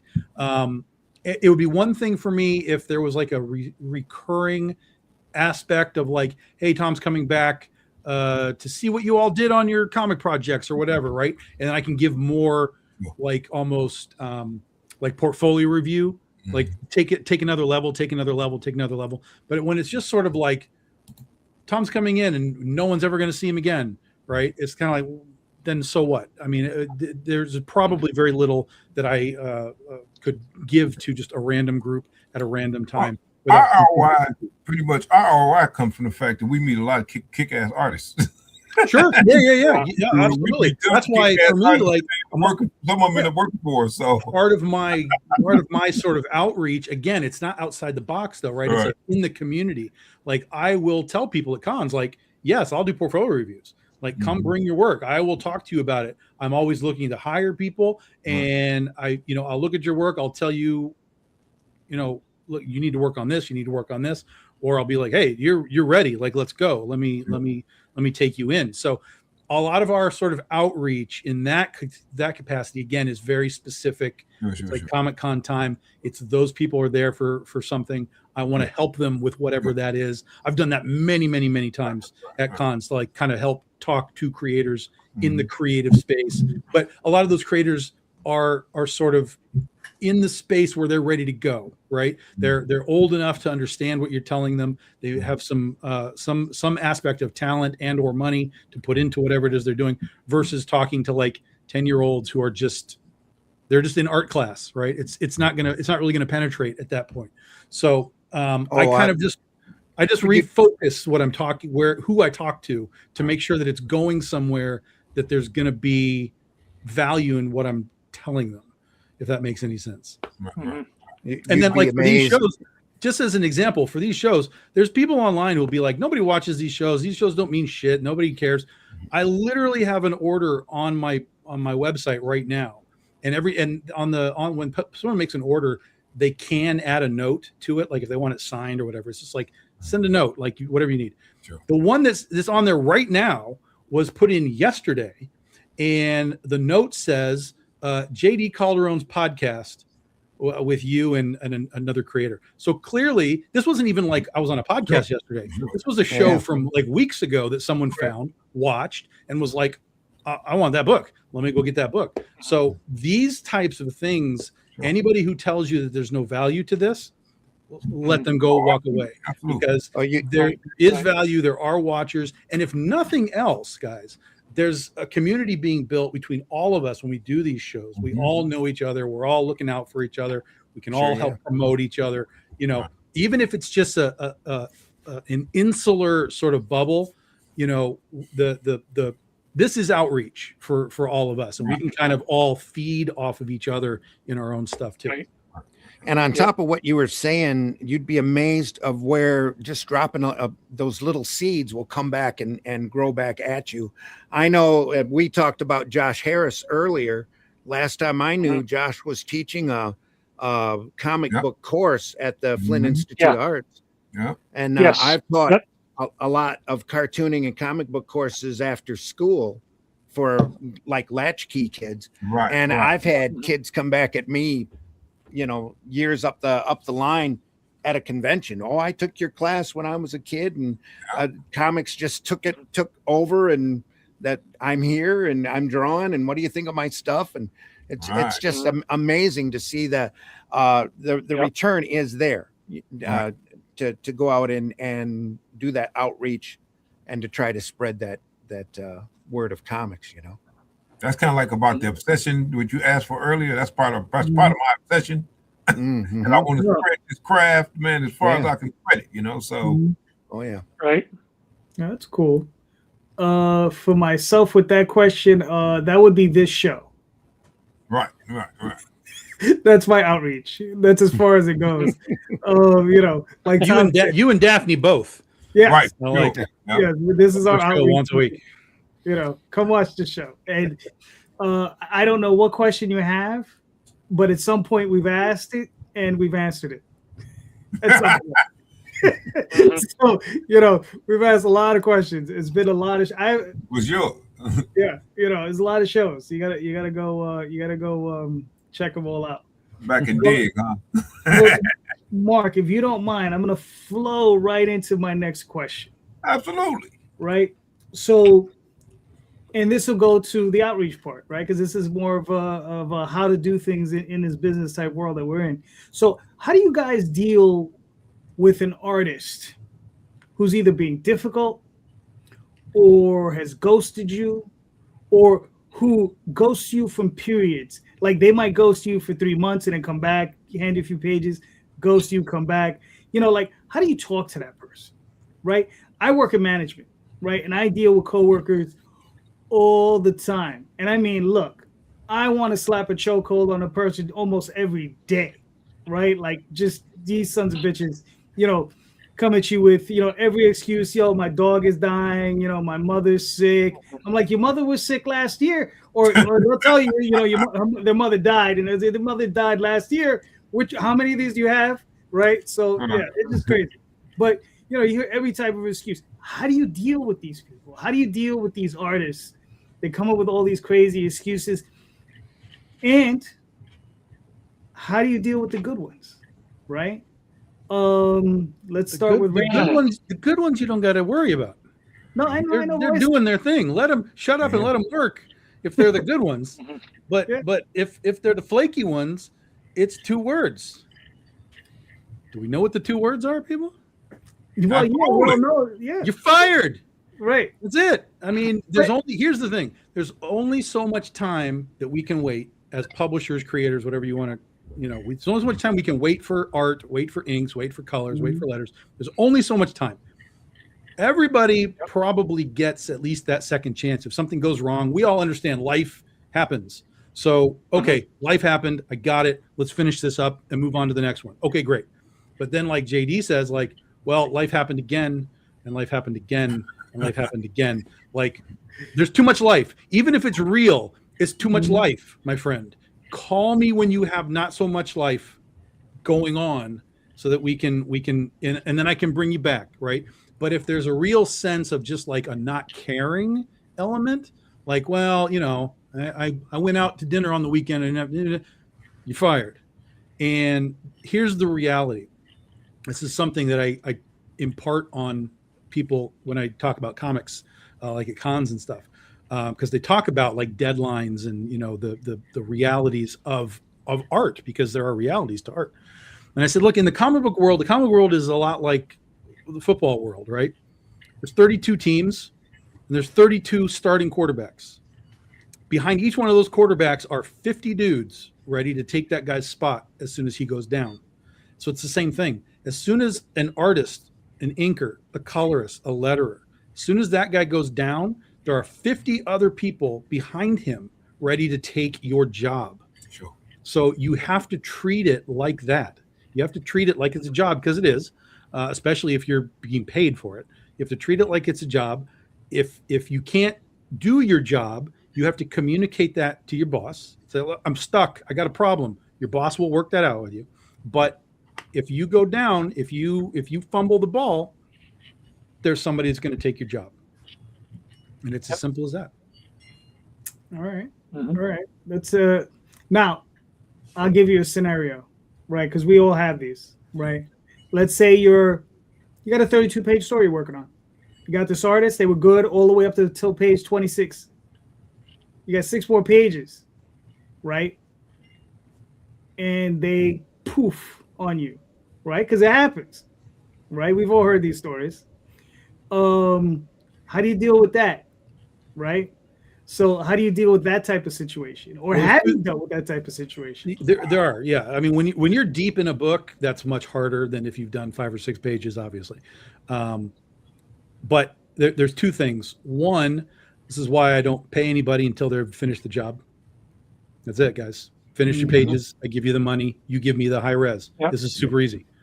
This is super easy because I have paid up front, or at least like half or whatever, just to kind of get the ball rolling with new people. And 9 times out of 10, 9.5 times out of 10, it's fine. But then you find those people that are just like in the wind. So unfortunately, those guys ruin it for everybody else. Nobody gets paid up front. When you finish the job, you get paid. So that's number one. And that kind of usually helps everything out because everybody knows where you're at. He knows if he does 26 out of 32, he's not making any money. So he just wasted his time. If he's going to drop out because he didn't finish the book, there's no money for him. That's it.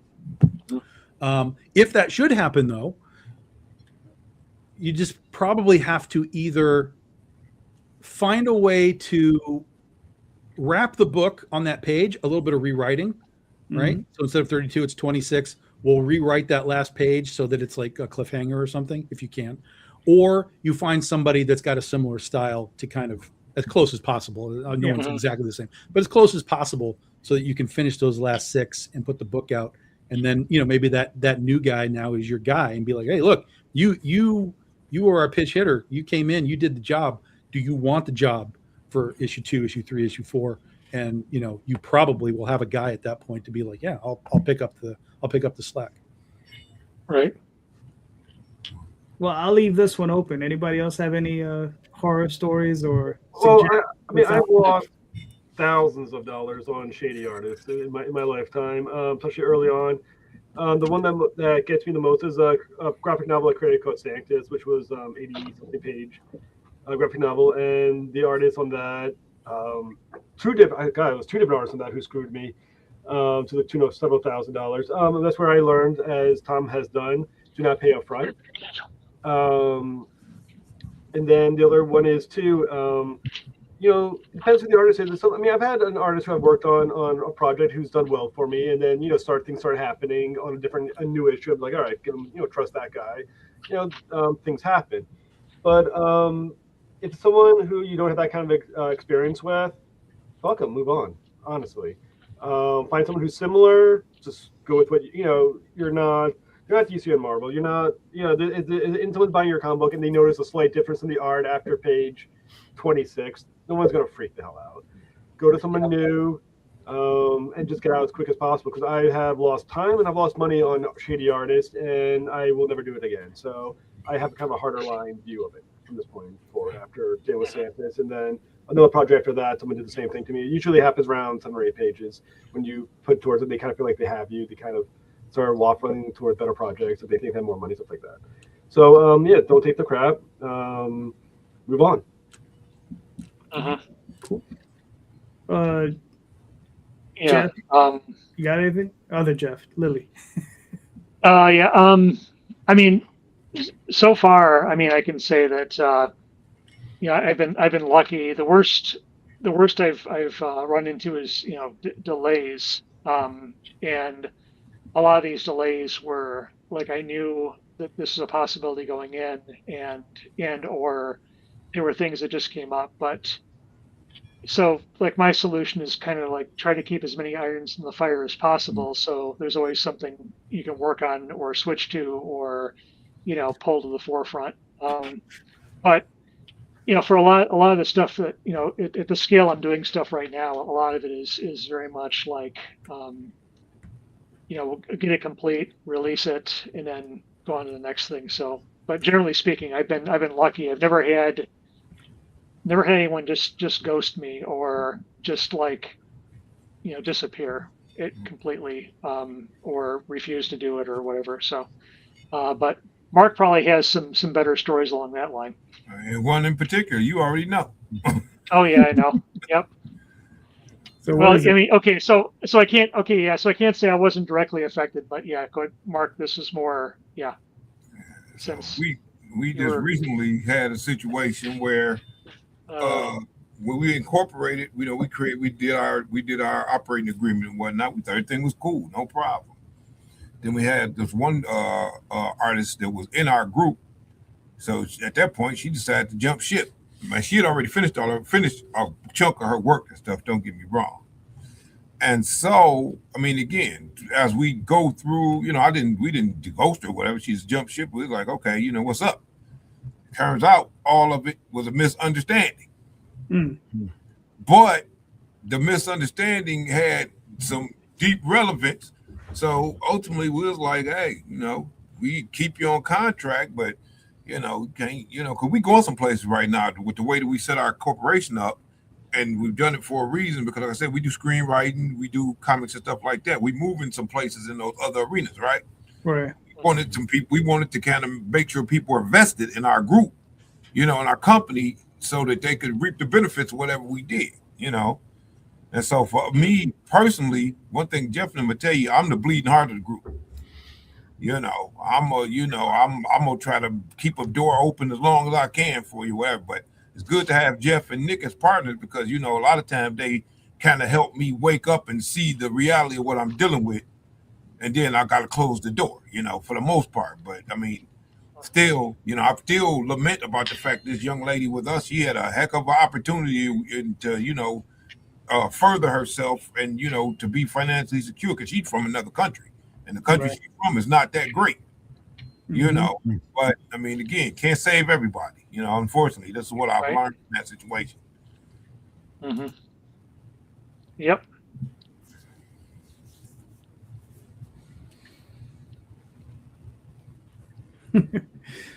Yeah. That's good comment. I mean, is that a sycophant? Oh, that's a sycophant. Yeah. I mean, yeah. If I could jump into that question by Michael, who just popped in that question there. Yeah. I mean, a lot of times, it's not even so much about your responsibility. A lot of the time, it really is just life hitting you in the face with a wet fish. sure. And there's not much you can do about it. I mean, other times, people, especially artists. I mean, artists, we have all kinds of special baggage that we carry. A lot of people have, issues that they're dealing with, issues with, confidence and executive function, all that kind of stuff. And it can be a pretty hard road to navigate. But yeah, I mean, but that's why it's also, it can be kind of a cutthroat business. I mean, you really do have to be on the ball. Tom, your analogy with NFL quarterbacks was pretty on the money. So, yeah. All right, cool. Randy, you have any thoughts? I don't know if you've ever had to deal with it. Yeah, well, over the years, a little bit of everything, but I'm usually on the end of not getting any money. The last couple of jobs that I had that I hired folks out for, I paid in increments. You get 3 pages done, 5 pages done, 10 pages done. I pay you for 3, 5, or 10 pages. Sure, and the ones that you're worried about not completing the job, you add a little extra bonus at the end of that. Once the job is done, you get a little extra, just to make sure you get a whole or a complete job. But that would be my suggestion if that situation were to arise. Right. Mm-hmm. All right, cool. Well, and to answer Michael's question, I mean, most people are not irresponsible. I mean, I asked this question because I know a lot of other people have gone through it. I've been trying to avoid it, and I have avoided it for the most part. What's funny is there's only one artist I've experienced that ghosted me, but he completed the job, and I got the cover, and I wanted to hire him for another cover, and he was poof in the wind, gone. Can't find this guy. No matter what, his Facebook profile gone, and I was just like, "What the hell?" So, yeah, it was just kind of funny. But he might have been, gone on the run. Who knows? I mean, I was on the road. He completed my job. That's all I know. Yeah. I mean, as long as they complete the job, the ones that I said, the ones that I've gotten the most angry is the ones who don't complete the job. Usually, like I said, they'll take, usually I think I find it's kind of consistent, like around maybe 8 to 10 pages. They'll do some work to get paid, and then just enough to trust to pay them a little bit more, for the next 3 pages. Then they just then they disappear. That's the ones that, it's like, because you didn't finish the job. If you finish the job, if you can't do the next issue, then that's just how it goes. It's not, I'm not that upset. It's the ones who disappear before the job's over. Or especially, and I've seen this before too. This has happened to me and a couple of clients as well, where they're like, "I'm busy. I'm not feeling well. I need a couple. It'll be another month or 2 before I can get your work done." But they forget they have social media. It's like, I'm on your social media page. You're doing other pages. I'm looking at them. Yep. Yeah. I mean, if you're going to be stupid, don't be that visibly stupid. You know, and those are the ones that I think get me the most angry, and the ones that do the most disservice to other artists, because it's the artists you don't trust or fail to be worth the trust that cause the other artist's ability to be trusted. Oh yeah, for sure. You know, it'd be nice to trust everyone, be like, hey, I'm going to pay you. Well, upfront, as you and the deserve. flip side of that, though, is also there are publishers who fuck around and screw these artists. So these artists are looking out for themselves. Like, hey, I worked for this publisher and he never paid me, so I need you to pay me something. And I'm like, I get it, man. I totally understand where you're coming from. This is not a one-sided, discussion in the slightest. So, in that case, you just kind of have to get a sense of who they are, in your mind at that moment, and be like, all right, look, I'm going to give you half up front, and then when you're done, we'll, and maybe that works. And I've done that a few times where it's like, look, I get it. I know who you work for. I know they don't pay nobody. So I understand. Let me show you that I'm the good guy, and let me pay you, and then you'll know that we're good, and it all gets smoothed over, and then you can make new deals as you go forward. Yeah, my point though, I do think, as I said, it's those who, I think, like I said, those who do not show proper etiquette in that way do cost the artists that are worthy of that etiquette and getting paid up front, as they should be, do not get those that security because of people who have burned too many bridges on that other side. And I think but most artists also know that. I dealt with a new guy just recently who was like, yeah, it's going to be like $500 and you can pay me. And I'm like, I'm not paying you for anything. You haven't put a pencil to the thing yet. He's like, well, I need to get paid up front. I'm like, that doesn't happen here. Hey, buddy. Yeah, it doesn't happen here. And I wasn't rude about it, and he wasn't rude about it. It was just, that's just his situation because he's been burned before. And I was like, look, this is how we're going to do this. At minimum, you have to get to a stage of the art where I'm approving what you're going to do, like through the roughs, and we'll do some edits and get the final look. And then I'll be like, all right, now, and then I'll give you half for that. And then once you finish it, I'll give you the other half. And then and then that way we both understand that you're working and I'm paying, and you're working and I'm paying. And then we'll do that, because in this situation, I really wanted to work with this guy, and it was clear that he had been burned before. So sometimes you have to wiggle, but you kind of have to take that on a case by case basis. It's not every single time. And then just here's the other flip side: a different artist, same situation. He was like, yeah, I got to pay. And I'm like, I don't pay anybody up front because I've been burned by artists many times. And he was like, you know what? You're right. I'm going to prove myself to you. I'm not going to take a dime until I'm finished. So some guys just are like, oh, I get it. I totally understand. Let's work together. Like you can tell they want to work. And so that's fantastic. So there's always wiggle that you've got to do with this stuff.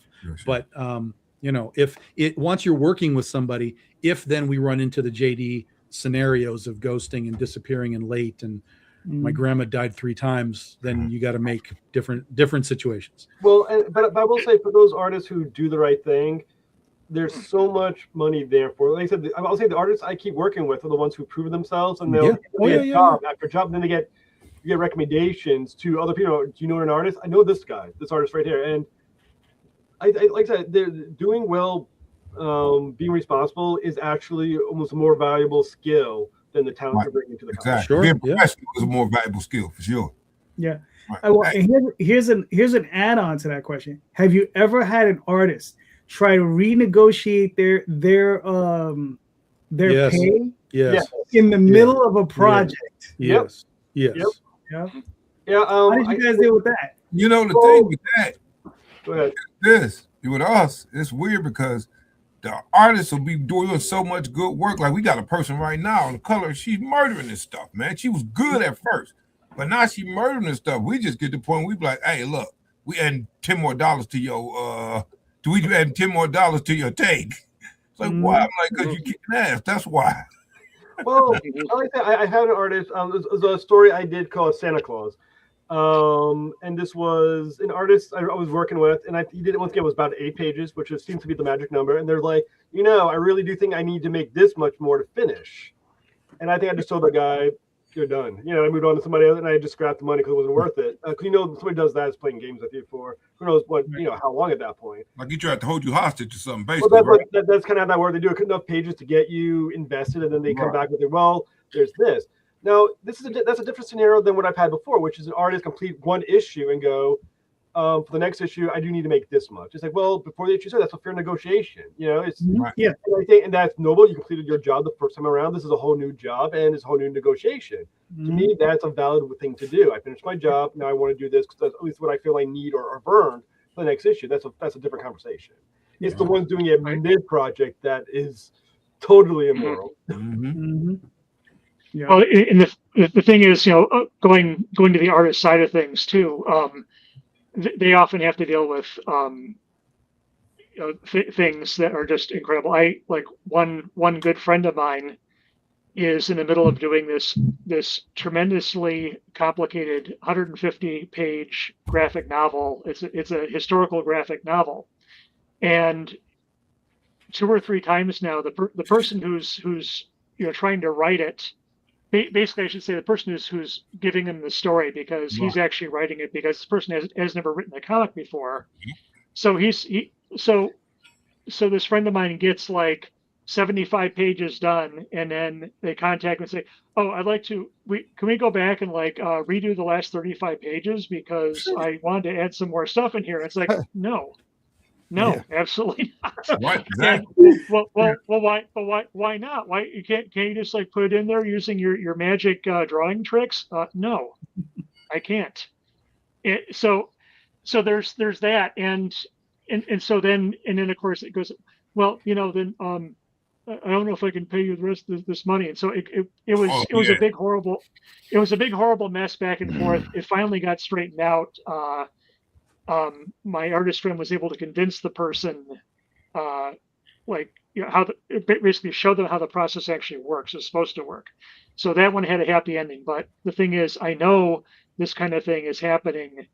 Right. It's not even necessarily even malicious. It's just like there are so many people out there who they go into projects and they don't know, the writers don't know what they're doing, and. Sure.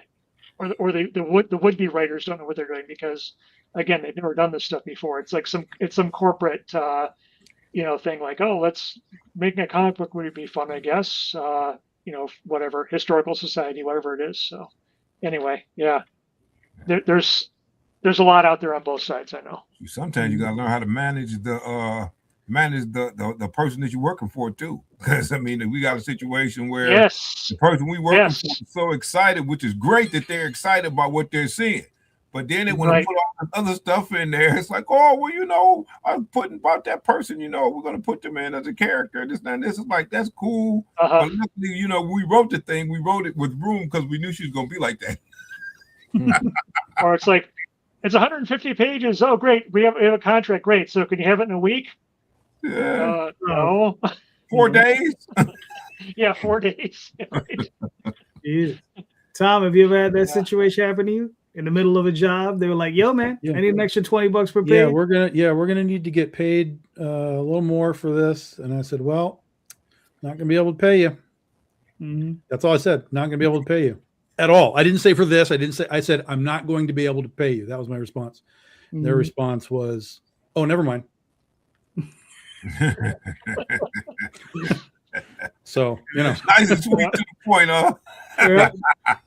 Sometimes you just kind of just drive the nail, drive the nail, and it sorts itself out.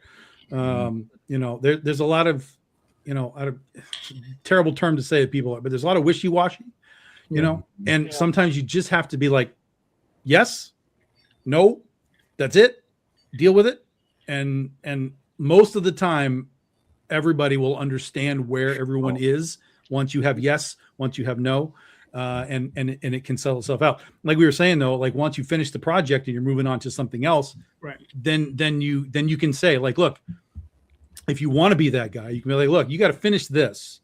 When we do the next thing, we can talk about it. You can be that guy. But if you present that wishy-washy, they could easily just come back again and be like, well, no, we need it right now. And then you've already kind of shown that you'll take a step back, and then it could just cause problems. So just be upfront. Don't be a dick. It's another thing I tell people at Comic-Cons on panels. One of the biggest things ever when you're dealing with artistic anything, especially when there's like a big team, there's at least 3 or 4 people that make a comic book every time. Don't be a dick. Yep. You can be firm. You can be in your place, but don't be a dick about it. And then it will find a way to, work for everybody. Watch yourself out, right? Yeah. Yeah. Because I ran into a situation where I had somebody working on something, and about 8 pages in, they were like, hey, I think, we need to have some more money for this and blah, blah, blah, because it took X amount of time and this, that, and the other thing. And I was just like, let me think about that. I came back 2 days later and I was like, no, I'm good. Have a nice life. Right. You just brought up something very important though, JD. Mm-hmm. How people charge for comic pages. People charge for. I've heard that we've had people, even in our group, really didn't understand. They'd be like, "Oh, well, I'm charging per hour." I'm like, "Hey, homie, that ain't how it's done. Yeah, that's not how it's done at all. This is per page. You can break it down any way you want to break it down, but and you got to look at what the market looks like. Right. You can't be like, I had a cat come to me, I charge this guy $300 a page, and I hate to say it, I'm like, for that? Oh no, ain't gonna be another day, right? So again, that's something that they think that they can do is charge for their hours. That's kind of right, because it's insane. Because I'm like, Marvel isn't paying $300 a page right now. Exactly. Right. You understand? I mean, Dark Horse, DC, IDW. And I'm pretty sure some of those other companies, they're paying some pretty low rates. Close to we could open Pandora's box right now if we want to do that. It's nightmarish for artists at some of these big publishers. Nightmarish. Right down to the idea of, I won't say who the publisher is, but I know people who do this for them. It's what's called basically a spec cover, right? So they will make a cover on their own, not hired to do it. Just make it, turn it in, and say, if you want to use it, you can use it and you can pay me. If you don't want to use it, don't use it. It's just a spec script. But when those spec scripts get picked up, spec art gets picked up, they're getting between, $50, $100 for just this thing. In the meantime, they've done 4 or 5 of them to get the one that gets picked. And that's it. So it's not even like they have sort of like a regular job. Like the people that work for me, I have so many people, they can't do it every single time. But there's a lot of them that kind of know that I'm in this cycle. Like, okay, it's your turn. You're going to come through. You're going to do these 3. Okay, now it's his turn. You're going to do these 3. They kind of know how I cycle through. And depending on the different books that I do, they know whether their art style fits with what I'm doing or not. Sure. So I have everybody kind of in these cycles. But a lot of these people are trying to get into these publishers, whoever, Boom or Oni or whatever, they're just like, here's a cover. If you want it, use it. Right. And they might do that 5 times before they get $100. Sure. Let's say the reality is the artist, I would love to have a comic book that sells well enough that my artist could quit their day job and just be doing my art.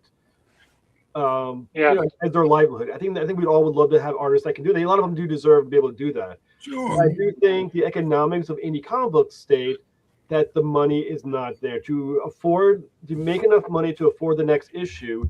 Unfortunately, you cannot pay many artists of what we would call a livable wage, unfortunately, which is unfortunate. But there's not a lot of comic books that are making $70,000 to $80,000 in the course of a year to make someone live affordable, in a suburban area. You know what I'm saying? It's just not how that usually goes.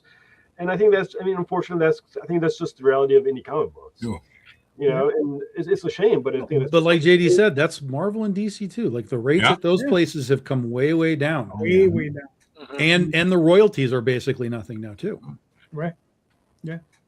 And then even if they make your stuff into a movie, they're only going to give you $5,000 and say, they might give you a high five. Hey, thanks. Right. No, Good job, buddy. Do it again.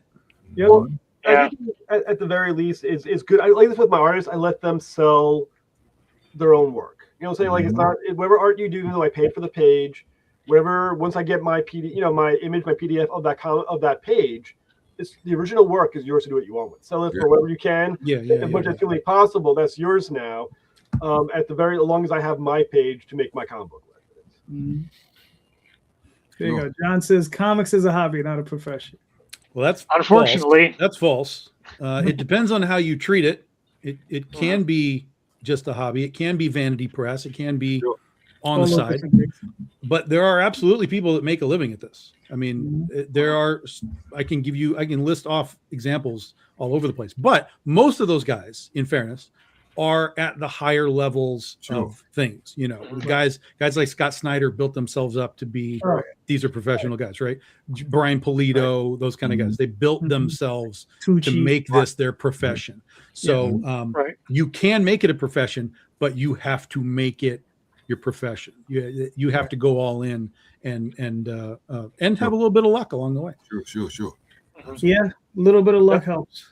All right, gentlemen, thank you so much. We made it to hour 2.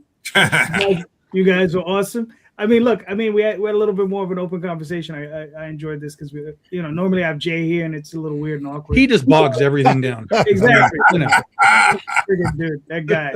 But the banter is so beautiful. Thanks for having me on. I really enjoyed my first time on this, and I hope I can come back again sometime. Anytime, Jeff. But before we go, Jeff, please let everybody know where they can find you and your work. Oh, let's see. Well, I was going to say pick a Jeff. Yeah. Okay, so the extras you can read at the extras. There's no underscores and no hyphens. Just theextras.thecomicseries.com. The Tales from the City, which is the new spinoff, is talesfromthecity.thecomicseries.com. And let's see. Cricket. Oh yeah, Cricket. Yeah, so cricket.thecomicseries.com. And let's see, Mark, you can handle the Imaginos links as well. You can buy. We got Imaginos Pluses, which are our anthology. You can buy that. You can buy that over at Indie Planet. Issues 1 through 4 is out. You can best go to Indie Planet, look for Imaginos Plus. And for Judafist, you can read it at judafistthecomicseries.com. All right, cool. Randy, where can you find you and your work, sir?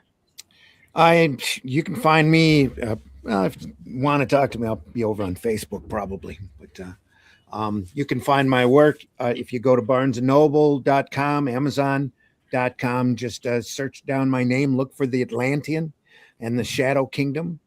They are available. Shadow Kingdom, in fact, is available in multiple different formats. There's a hardback version that I'm particularly fond of that got the work in color.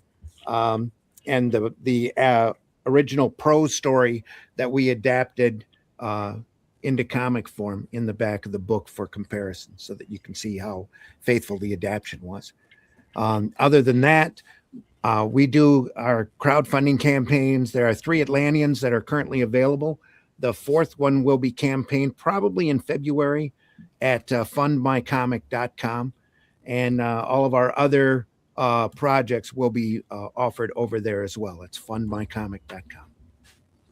Plus, I do a podcast 2 times a week, Sunday mornings, 9 a.m. and Friday mornings at 5 a.m., where we look through some great old sequential art and comics and talk about techniques and that kind of thing over at the Indie Comics Network. So check us out over there.